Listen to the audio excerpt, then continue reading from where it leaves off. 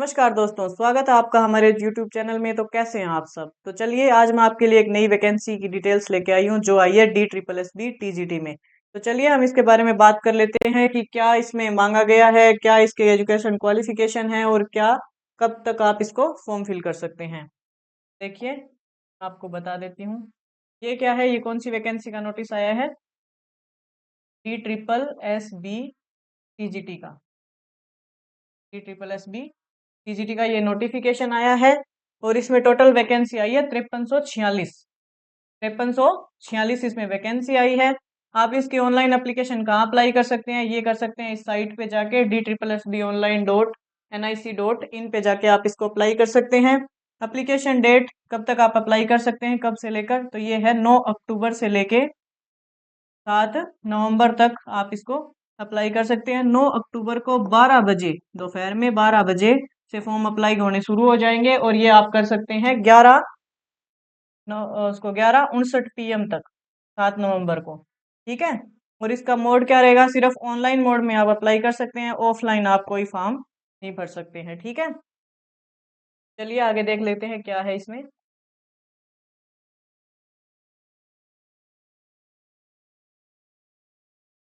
आगे है भी एलिजिबिलिटी, क्या आपके पास क्वालिफिकेशन होनी चाहिए इसके लिए। तो आपके पास होनी चाहिए या तो बैचलर डिग्री जो आपका रिलेवेंट सब्जेक्ट है, जैसे मैथ का फॉर्म भर रहे हो तो मैथ में, साइंस का भर रहे हो तो साइंस का, और ये सब इसमें होना चाहिए। तो बैचलर डिग्री के साथ आपको आपके पास होनी चाहिए बीएड, जरूरी है बीएड, और सीटेट क्वालिफाई होना जरूरी है।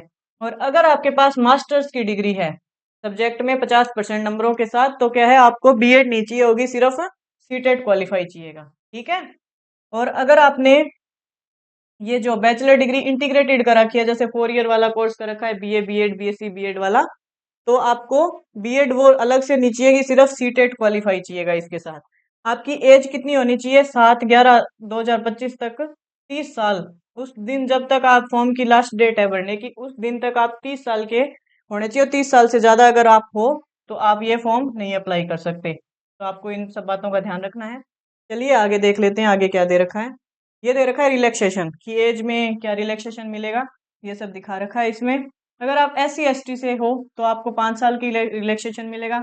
अगर OBC से हो आपको 3 साल का मिलेगा। अगर आप PWBD हो, जनरल या EWS से, तो आपको 10 साल का मिलेगा। अगर आप PWBD हो OBC से तो आपको मिलेगा 13 साल का। अगर आप SC ST से PWBD में बिलोंग करते हो तो आपको 15 साल का एज रिलैक्सेशन मिलेगा। तो ये आप चेक कर लेना कि आप कौन सी कैटेगरी से बिलोंग कर रहे हो। आगे देखते हैं आगे क्या दे रखा है। आगे दे रखी है फीस के लिए डिटेल्स कि आपको कितनी फीस भरनी है इसके लिए। तो आपकी एप्लीकेशन फीस कितनी है, 100 रुपए, अगर आप जनरल के मेल कैंडिडेट हो। ठीक है, फीमेल कैंडिडेट के लिए, SC ST के लिए, PWBD के लिए, एक्स सर्विसमैन के लिए क्या है, कोई फीस नहीं लगेगी भैया, आपको 0 रुपए पे करने हैं।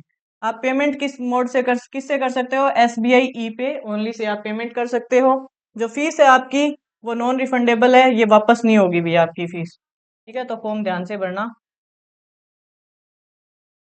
के आगे क्या दे रखा है, एग्जाम स्कीम की, एग्जाम की क्या स्कीम होगी वो सब दे रखा है। तो एग्जाम क्या है आपका, 1 ईयर एग्जाम होगा, एक टीचिंग का पार्ट होगा और एक टेक्निकल पार्ट होगा। इसके ड्यूरेशन होगी 2 घंटे, 200 MCQ होंगे और 200 ही मार्क्स के होंगे। सेक्शन ए जो ये टेक्निकल पार्ट है, इसमें क्या आएगा, जीए, रीजनिंग, मैथ्स, हिंदी, इंग्लिश, ये 5 सब्जेक्ट आएंगे। जीए में भी करंट अफेयर का पोर्शन भी पूछा जाएगा। और अगर आप करंट अफेयर्स की तैयारी करना चाहते हो तो आपको ऊपर चैनल का लिंक दिया हुआ है, तो आप उसको ज्वाइन कर सकते हो। सेक्शन बी क्या है, 100 नंबर का है, 100 नंबर के क्वेश्चन है, 100 नंबर है। और सब्जेक्ट प्लस टीचिंग मेथड, इसमें सब्जेक्ट आएगा और टीचिंग मेथड आएगा। अगर आपका सब्जेक्ट इंग्लिश है तो इंग्लिश के पर्सन, या हिंदी है तो हिंदी के, ये सब इसमें देख लेना। और इसमें नेगेटिव मार्किंग है वो क्या है, 1/4 है, अभी 0.25 की नेगेटिव मार्किंग भी है। तो ये ध्यान रखना कि क्वेश्चन उतने ही करना जितने आपको आ रहे हैं। के बाद आगे देख लेते हैं सिलेक्शन प्रोसेस क्या है। सिलेक्शन प्रोसेस क्या है इसका, कि minimum qualifying marks only for section B. Section B जो अपना सब्जेक्ट वाला जो पोर्शन है, उसमें क्या है, आपको क्वालिफाइंग मार्क्स चाहिए जो कितने हैं, 40% आपके नंबर होने चाहिए भी उसमें, तभी आप क्वालिफाई माने जाओगे। ठीक है, मेरिट किस पे बनेगी, टोटल स्कोर के हिसाब से। नॉर्मलाइजेशन भी होगा अगर शिफ्ट वाइज पेपर होता है तो। और जो ऑब्जेक्शन है आंसर की आने के बाद वो आप क्या कर सकते हैं, ऑनलाइन कर सकते हैं। इसके बाद आगे देख लेते हैं सैलरी भी आपको कितनी मिलेगी। तो ये मिलेगी 44,900 आपकी क्या है, बेसिक पे है।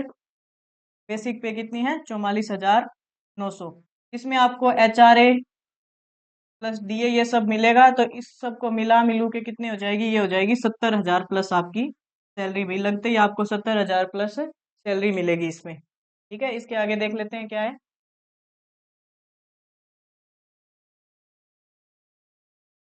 इंस्ट्रक्शन दे रखे हैं कि ऑनलाइन फॉर्म कैसे फिल करना है। तो ये क्या है, अप्लाई वंस, कि आपको सिर्फ एक ही बार अप्लाई करना है, वन टाइम रजिस्ट्रेशन। कहीं 2 बार अप्लाई करने बैठ जाओ वो मत करना। अपलोड क्लियर रिसेंट फोटो, इसमें क्या है, जो अभी की रिसेंट फोटो अपलोड करनी है, और उसका फोटो का बैकग्राउंड क्या होना चाहिए, वाइट बैकग्राउंड होना चाहिए। और जो सेंटर्स अपने को मिलेंगे वो दिल्ली या NCR एरिया में ही सेंटर्स आएंगे। नो करेक्शन आफ्टर सबमिशन, अगर फॉर्म सबमिट कर दिया है तो उसके बाद आप कोई भी करेक्शन नहीं कर सकते, तो फॉर्म ध्यान से भरना। ये DSSB की साइट पे विजिट करने को बोला है कि रेगुलर विजिट करते रहिए अगर कोई नई अपडेट आता है तो उसके लिए। चलिए आगे देख लेते हैं क्या है। चलिए भी आज की वीडियो में इतना ही। अगर वीडियो अच्छा लगे तो please like share and subscribe our channel.